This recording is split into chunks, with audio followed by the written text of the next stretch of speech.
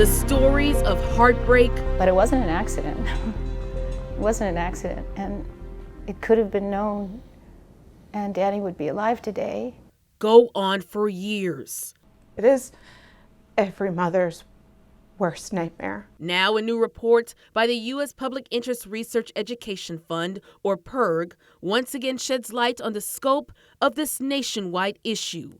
Recalls on products from appliances to baby strollers, taking months or years from the time possible issues are reported. For this information to be out there, to be in, with the government and with the companies, and nothing to be done for months or even years, it's awful. Teresa Murray is a consumer watchdog for U.S. PIRG and authored the report.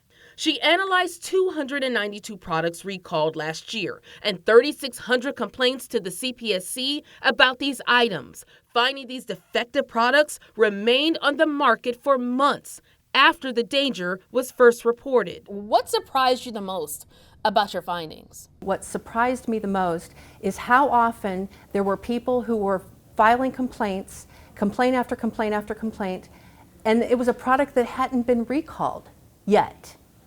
And you would have dozens or hundreds of complaints that have been filed, and it takes so long to do an investigation, it takes so long for the product to get recalled. For example, in a CPSC warning for a self-balancing electric skateboard, the government cited at least 4 reported deaths and multiple serious injuries, from brain injuries to paralysis.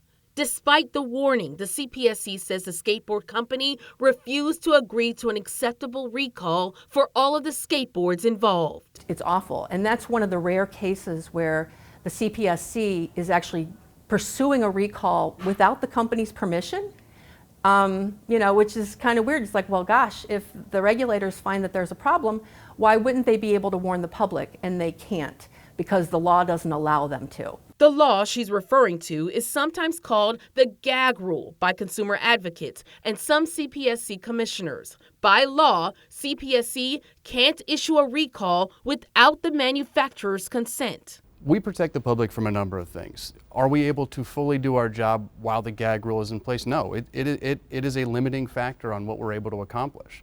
I mean, we regulate 15,000 product categories, so we are doing a ton to protect people, but you're right. This stands in our way of being able to do better. Manufacturers argue that if the government inappropriately warns the public about a potential problem and is later found to be incorrect, it can damage their company's reputation. But for mothers like Crystal Ellis, that's an excuse at the expense of her little boy, who died after he was entrapped in a dresser that tipped over on him, and has called for changes in recall notifications. You're telling me that you knew how to get it into the homes of every single person, reach every single one of them to sell it, but you have no idea how to tell them again when you need it back.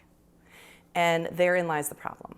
Murray hopes with this report and public awareness, Congress will be persuaded to act and give companies a sense of urgency to act when they know their products are defective. If the companies would, do the responsible thing and take ownership of this sooner, then I think consumers would be better protected.